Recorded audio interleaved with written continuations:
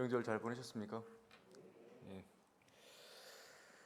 코로나가 참 우리 사회를 많이 바꾸죠. 명절 분위기도 많이 바꾼 것 같습니다.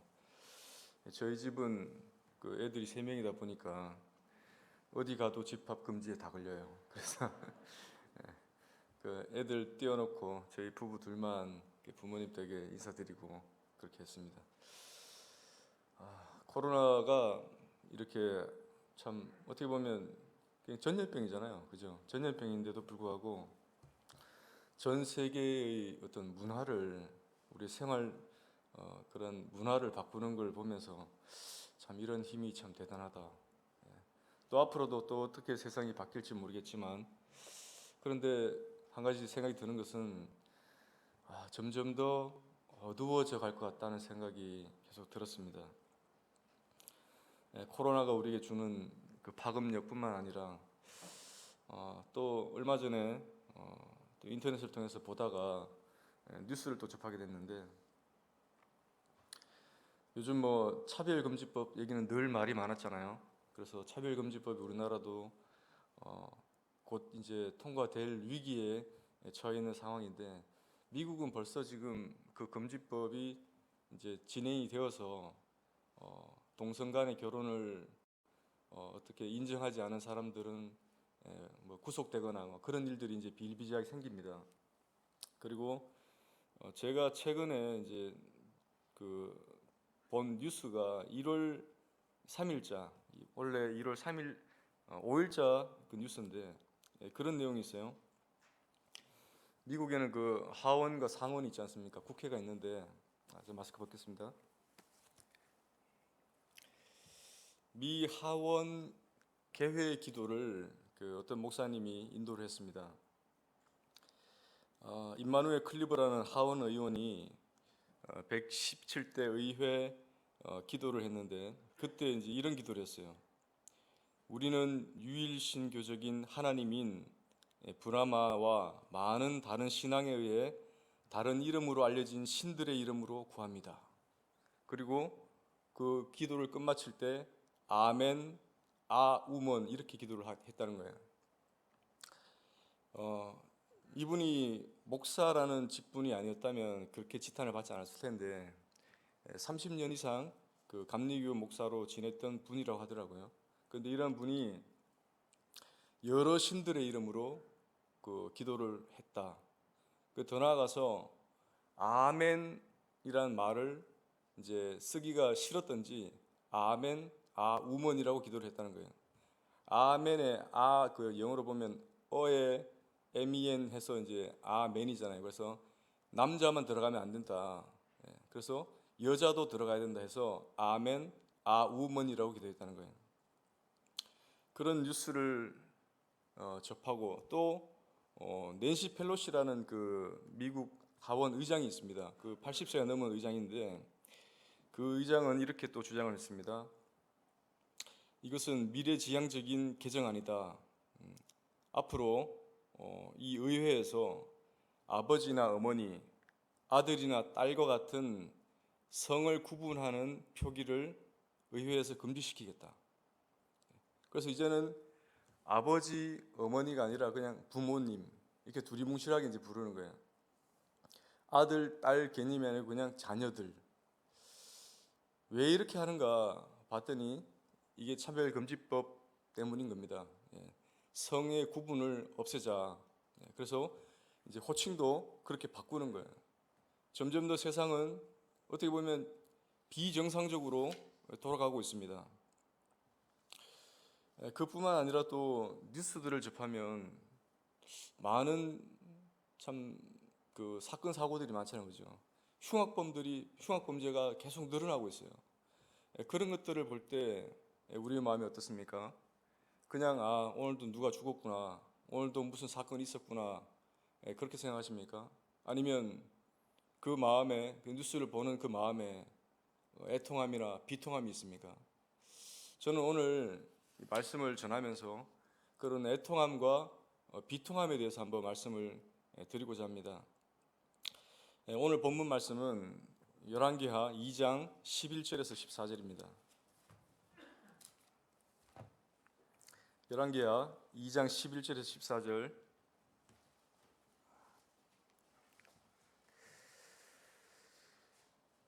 제가 한 절 읽고 성도님들이 한 절 읽고 해서 11절부터 14절까지 교독하겠습니다. 제가 먼저 읽도록 하겠습니다.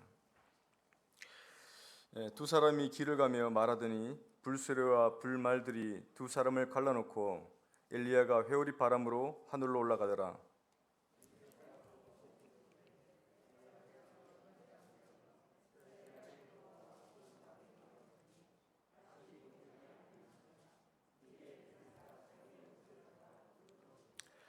엘리야의 몸에서 떨어진 겉옷을 주워 가지고 돌아와 요단 언덕에 서서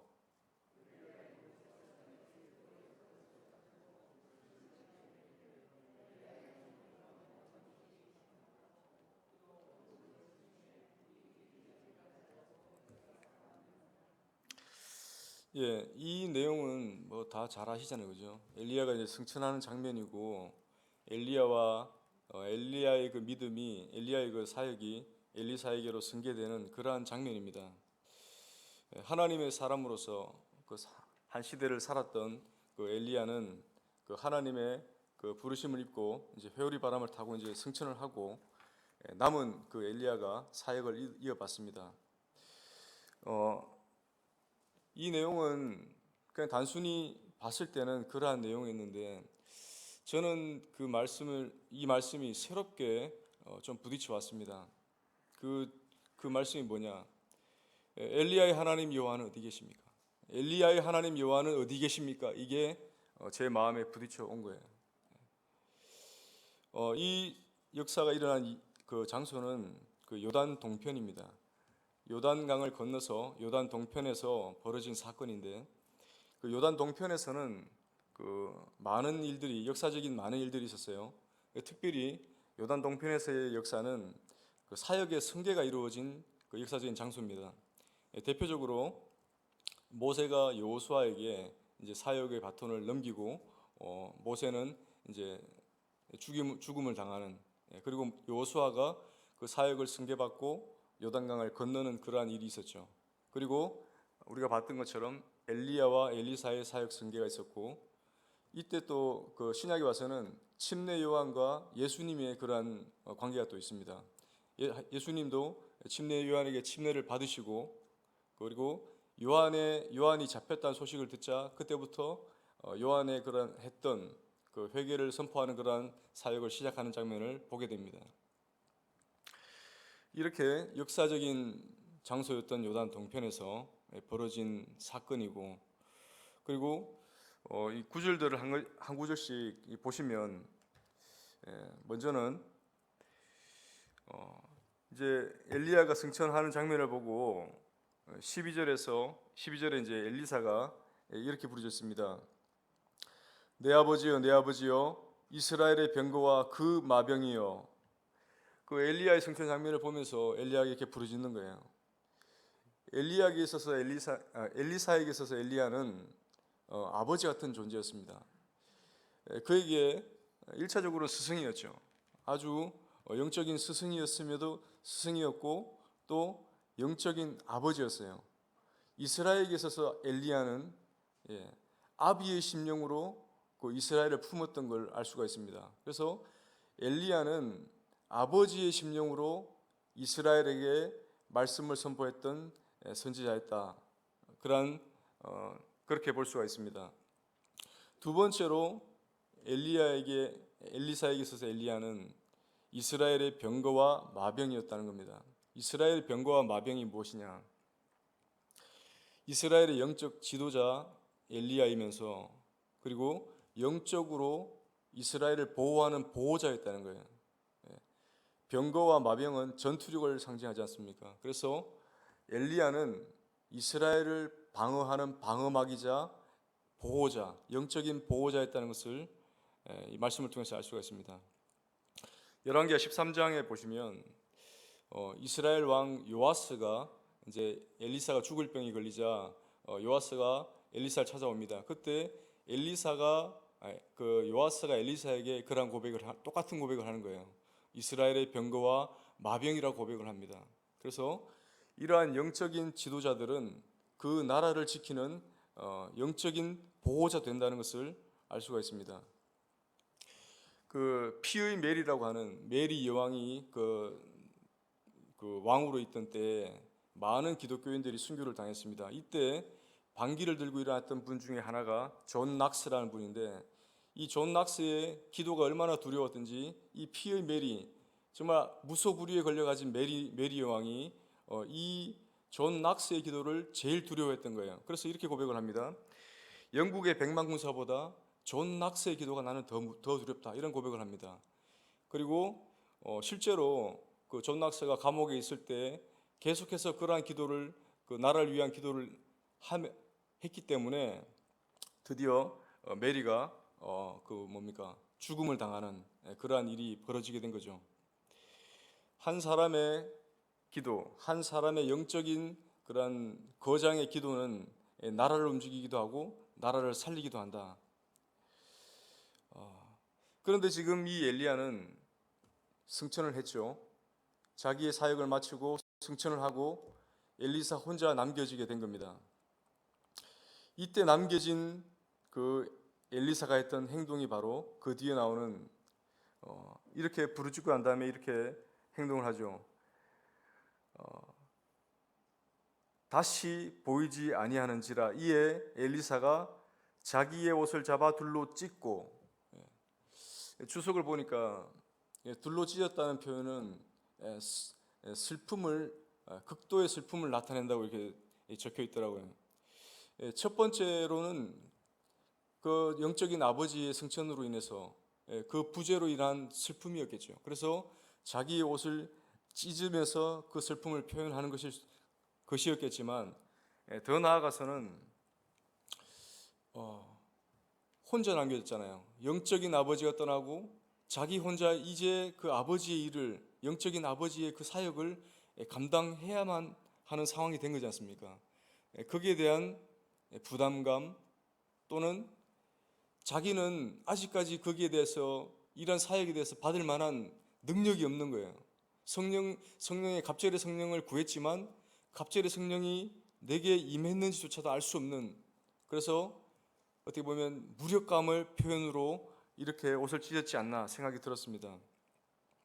이때 엘리야에 떨어진 그 겉옷을 짚고 엘리사가 요단 강물을 치면서 말을 하는 것이 바로 엘리야의 하나님 여호와는 어디 계시니까? 엘리야의 하나님 여호와는 어디 계시니까?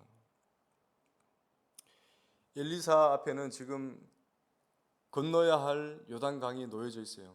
이 요단강을 건너게 되면 바로 사역의 시작입니다. 자기가 그 엘리사의 사역을 뒤를 이어서 사역을 바로 시작해야 되는데, 그 첫 관문이 바로 요단강이었는데, 이 요단강이 엘리야가 건넜던 것처럼 자기도 건너가야만 했습니다. 성령의 능력이 입증이 되어야만 하는 그런 부담감이 있었고, 또 만에 하나 하나님의 성령의 능력이 자기에게 임하지 않았다면 하나님의 사역은 그것으로 그칠 그런 위기에 놓여 있는 거죠. 하나님의 사람이 가면 하나님의 역사가 그친다는 그런 말이지 않습니까? 그래서 자기는 그러한 부담감도 있었다는 거예요.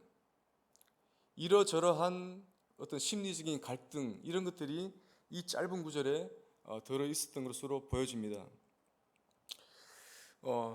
그 열왕기하 8장에 보면 이제 이 엘리사가 엘리야의 사역을 승계를 받고 사역을 하면서 어떤 일이 또 있느냐?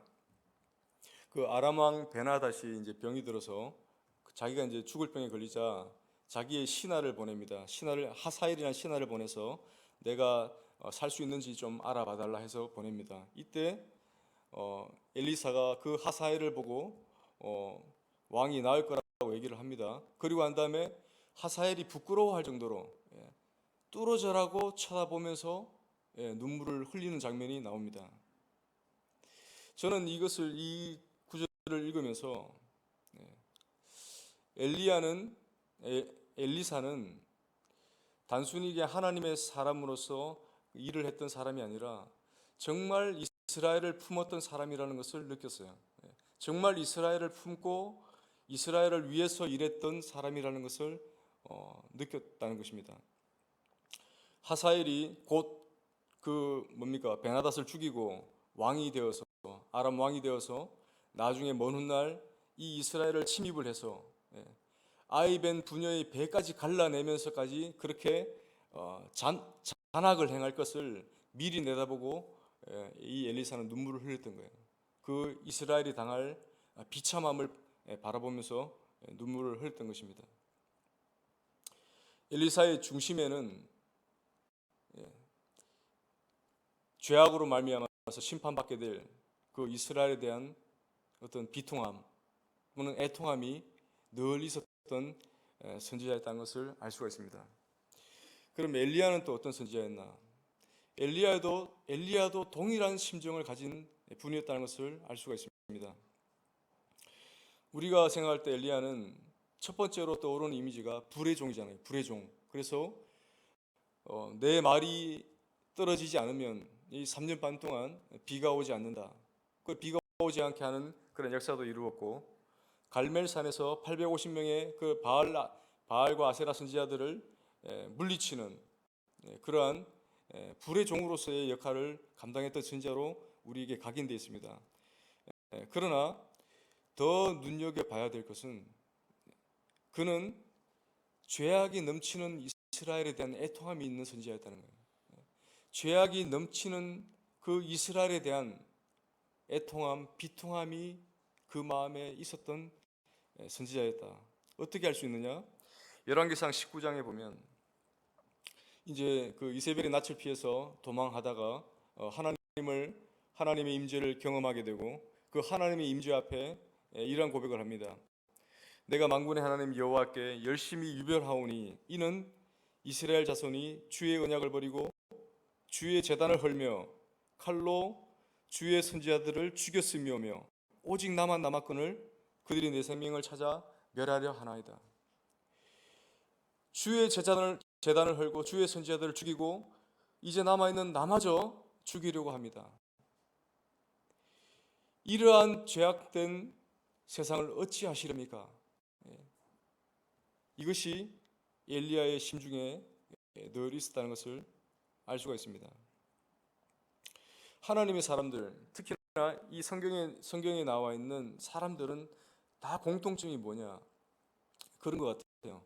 즉 그 중심에 죄악에 대해서는 너무나 가슴 아파하고 그것도 죄악으로 말미암아 멸망될 세상을 바라보면서 애통해하는 그런 마음들이 있었다는 것을, 공통적으로 있었다는 것을 볼 수가 있습니다.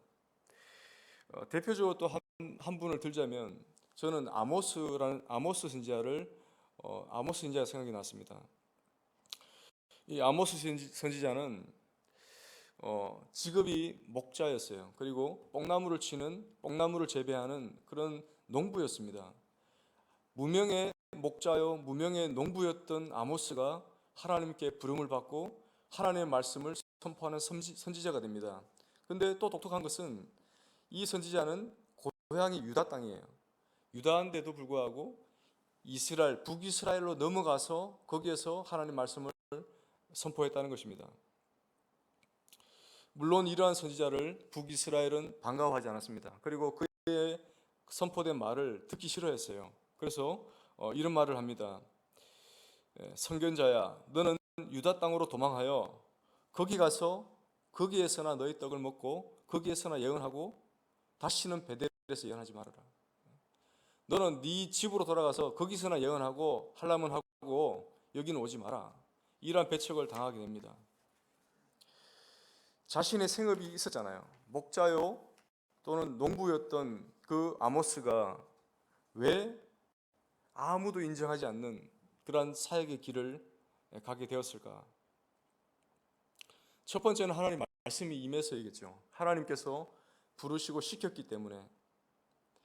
그러나 아무 생각 없고 아무런 마음이 없는 사람을 갑자기 하나님께서 말씀을 주셔서 시켰을까? 그런 생각을 해봤습니다.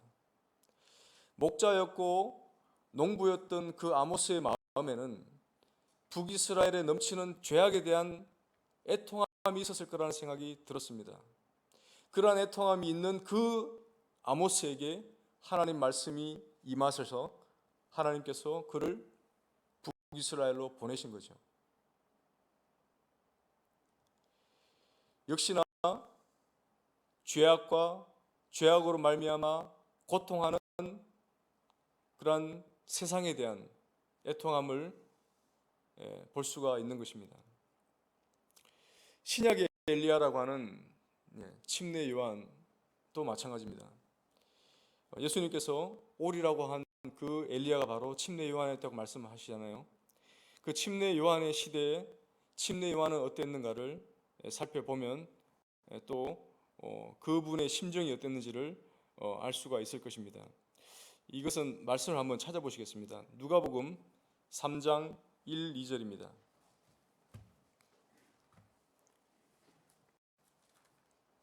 누가복음 3장 1, 2절 말씀입니다.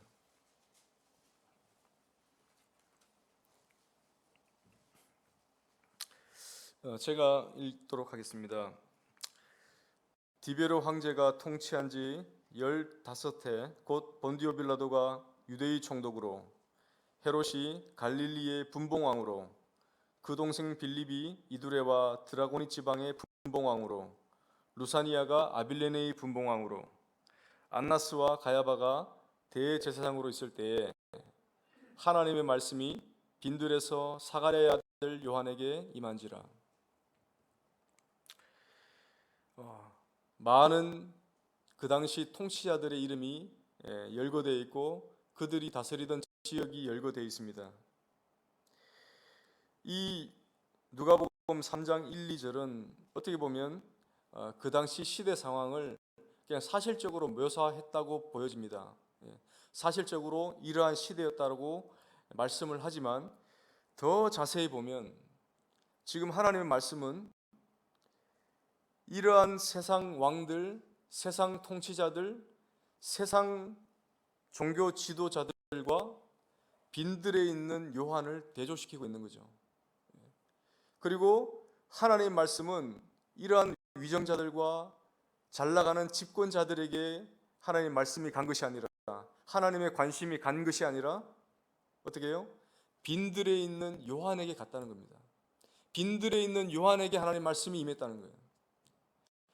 하나님의 말씀이, 하나님의 관심이, 하나님의 눈길이 이 땅에 잘나가는 사람들에게 있는 것이 아니라 빈들에서 하나님 나라를 애통하는 요한에게 가 있다는 것을 대조적으로 보여주는 구절이라고 할 수가 있습니다. 빼앗긴 들에도 봄은 오는가라는 그런 시 구절이 있지 않습니까? 빼앗긴 들에도 봄은 오는가. 아마 이 요한의 심령이 그러한 마음이 아니었을까 생각을 합니다. 이 애통하는 마음, 나라를 빼앗긴 것뿐만 아니라 이 땅에 여전히 그러한 부정과 부패와 죄악들이 넘치는 것을 바라보면서 요한은 세상에 머물러 있을 수가 없었던 거예요. 빈들로 가서 하나님께 기도하며 메뚜기와 석청을 먹으며 거기에서 지냈던 것입니다. 그런 요한에게 하나님이 임하시고 하나님의 말씀이 임하셨다. 동일하게 애통하는 심령에 하나님이 임하셨다는 것을 알 수가 있습니다. 요한이 활동했던 시대나 엘리야가 활동했던 시대나 죄악이 관영함과 넘침과 이러한 것들은 변함이 없는 거예요. 요한이 회개를 선포하고 사람들에게 가르치잖아요. 그때 사람들에게 뭐라고 얘기합니까? 정의에 대해서 말하잖아요. 부정과 부패를 바로 잡도록 하는 그러한 일을 하지 않습니까? 세상이 악하다 이걸로 그친 것이 아니라 정말 세상을 품고 거기에 대한 애통함으로 기도했던 사람이 바로 세례 요한이었다, 침례 요한이었다 생각이 들었습니다. 주님은 이 세상을 악하고 음란한 세대라고 평가를 하셨죠. 그리고 사도 바울은 구부러지고 어그러진 세대라고 평가를 합니다. 구부러지고 어그러졌다는 그 말의 원어의 뜻은, 구부러졌다는 것은 뭡니까? 말 그대로 그냥 구부러진 거예요. 모든 것을 곱게 보는 것이 아니라 굽게 하는 거예요. 굽게. 그래서 잘못된 길로 가게 만드는 세상, 그리고 어그러진 세상이라는 것은 사람들을 타락시키는 거예요. 타락하게 만드는, 바른 길, 하나님의 길로 가게 하는 것이 아니라 타락하게 만드는 그러한 세상이 바로 이 지금의 우리가 사는 세상이다라고 평가를 하고 있습니다. 또한 주님은 마지막 때는 롯의 때와 같다고 말씀을 했습니다. 롯의 때라고 말씀하시면서 그때 사람들은 시집가고 장가가고 먹고 마시고 사고 팔고 하는 그러한 시대가 될 것이다. 먹고 마시고 사고 팔고 시집가고 장가가고가 왜 마지막 때냐? 그것만 바라보는 거예요. 그것만 하는 세상이라는 거예요. 멸망이 곧 코앞에 닥쳤음에도 불구하고 여전히 변함없이 사람들은 먹고 마시고 사고 팔고 시집가고 장가가고 멸망의 때를 준비하지 않는 그러한 시대가 된다는 겁니다.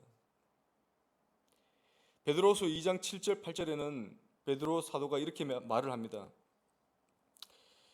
무법한 자들의 음란한 행실로 말미암아 고통당하는 의로운 롯을 건지셨으니 이는 이 의인이 그들 중에 거하여 날마다 저 불법한 행실을 보고 들음으로 그 의로운 심령이 상함이라. 그 의로운 심령이 상했다는 거예요. 그 의로운 심령이 상하는 세상이 바로 롯의 때라는 겁니다. 세상은 여전히 자기들 하던 대로 살아가는 세상, 그리고 그 땅에 거하는 의인들은 고통당하는 세상, 마음의 심령에 고통당하는 그러한 세상이라는 거예요. 그 의로운 심령이 상함이라 했을 때 그 상한다는 그러한 뜻은 정확한 원어의 뜻은 고통을 주다, 고문하다 이런 뜻이에요. 고문과도 같은 거예요. 날마다 우리가 접하는 뉴스, 날마다 접하는 새롭다고 하는 뉴스들을 들어보면 전부 다 어그러지고 거스르는, 하나님의 뜻을 거스르는 방향으로 가지 않습니까? 그러한 얘기들을 들을 때마다 우리의 마음이, 우리의 심령이 고문과다 같은 상하는 심령이 되지 않습니까? 우리가 지금 그러한 시대를 살아가고 있고 앞으로의 세대는 더욱더 그러한 세대로 가게 될 것이라는 겁니다. 저도 이제 머지않아 이제 50주를 바라보고 있는데 크게 이제 미련은 없어요. 이제 제가 더 살아도 크게 미련은 없는 이제 나이가 되었습니다. 그런데 제 아이들을 생각하면서 또 우리 교회에 자라나는 태어나는 아이들 생각하면 마음이 막 무너지는 그런 생각이 듭니다. 지금도 이렇게 어둡고 암울한 시대로 가고 있는데 이 아이들이 살아갈 세상은 얼마나 더할까? 이 아이들이 살아가야 될 세상은 얼마나 더 악하고 비참할까? 얼마나 더 이들의 마음이 고문과 또 같은 그런 마음이 될까 생각할 때 그 마음이 참 애통함이 있습니다. 세상이 죄악으로 치달아요. 아까 처음에 말씀드렸듯이 기독교 국가로 가는 나라에서조차도 지금 이렇게 하나님을 반대하고 하나님의 뜻을 거스려서 그러한 거스르는 세력들이 점점 더 득세를 하고 일어나고 있습니다. 이러한 것을 볼 때 우리의 마음에 정말 애통하는 마음이 있는가? 그냥 그랬나 보다 넘기는 것이 아니라 정말 우리의 마음에 애통한 마음이 있는가 생각해 봐야겠습니다. 앞에서 열거한 하나님의 사람들, 그리고 하나님의 그러한 일꾼들의 그 중심에는 애통함이 있었던 것처럼 세상을 향한 애통한 마음을 가진 자, 그러한 사람을 하나님이 지금도 찾으신다고 생각합니다.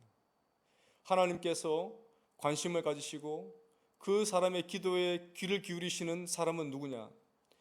세상을 품고 이 세상의 죄악 때문에 애통해야 하는 그 사람의 기도에 하나님은 귀를 기울이시고 관심을 가지신다고 생각을 합니다. 교회는 그러한 사람들의 모임이지 않습니까? 교회는 그러한 사람들의 모임이 되어야 됩니다. 비록 세상에 섞여 살지만 세상의 가치관으로 살지 않는, 세상과는 구별된 사람들의 모임이 교회이어야 되지 않겠습니까? 엘리야의 하나님은 어디 계십니까? 저는 그 뉴스를 접하면서, 그런 말도 안 되는 뉴스를 접하면서 그런 생각을 해봤습니다. 그런 말씀이 생각이 났어요. 정말 엘리야의 하나님 어디 계십니까? 엘리야의 하나님, 엘리야에게 역사하셨던 그 강력한 능력의 하나님은 지금 이 시대에 어디 계십니까? 지금 이 시대에 역사하여 주시기를 원합니다. 저 악한 자들의 뜻을 꺾어 주시기를 원합니다. 할 수만 있으시다면, 정말 하나님께서 원하신다면 하나님께서 다시금 이 세상을 바로잡아 주시기를 원합니다. 그러한 기도가 절로 되더라고요. 우리는 이 엘리사의 이러한 기도처럼 애통하는 마음을 가지고 세상을 향하여서 중보해야 되는 사명을 가진 사람들입니다. 그렇지 않습니까? 세상을 향해서 교회가 중보하지 않는다면 누가 세상을 막아설 자가 누구란 말입니까? 세상을 막아설 자가 교회이기 때문에 하나님께서 이 교회에 말씀을 허락하셨고 말씀을 맡기신 거 아닙니까? 마지막 때에 예견된 대로 이 세상은 멸망당할 것이라고 예견되어 있지 않습니까? 그렇다고 해서 우리가 손 놓고 있어야 되는가? 하나님이 그것을 원하시는가? 그렇지는 않다는 것입니다. 비록 이 세상이 멸망을 향해 달려가고 있다 할지라도, 멸망의 코앞에 있다 할지라도 우리는 우리에게 맡겨진 사명을, 우리에게 맡겨진 그러한 하나님의 일을 감당해야 할 것입니다. 어떠한 심령으로요? 애통하는 심령으로. 정말 막아설 자가 나 아니면 없다는 생각으로, 그러한 심령으로 하루하루를 책임감 있게 살아가는 그러한 그리스도인이 되어야 될 것입니다.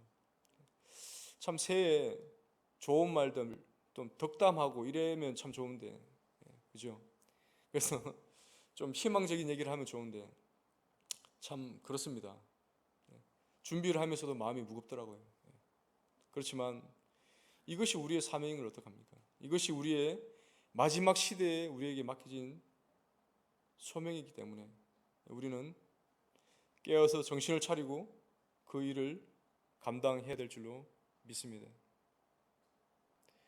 팔공로 교회가 다른 교회는 어떻더라도, 그죠?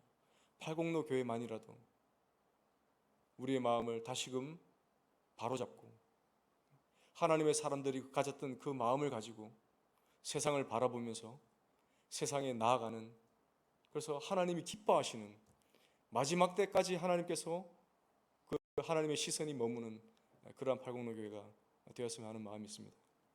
기도하고 마치겠습니다. 아버지 하나님, 참 우리의 심령에 이 세상을 바라보면서 참 애통하는 마음이, 참 비통한 그런 마음이 있습니다. 하나님의 이름이 참 땅바닥에 떨어지는 그러한 비참한 일들을 바라보면서 참 마음이 무너짐을 고백합니다. 이러한 참 마지막 때를 가고 있는 시대에 우리의 마음을 다시금 깨우쳐 주시옵고, 그러함에도 불구하고 우리가 더욱더 깨어서 하나님을 찾으며 하나님을 구하며 하나님께 나아가는 그러한 저와 팔공로 성도들이 되기를 원합니다. 하나님께서 도와주시기를 원합니다. 하나님의 도우심을 간절히 원합니다. 존귀하신 예수님의 이름으로 기도드립니다. 아멘.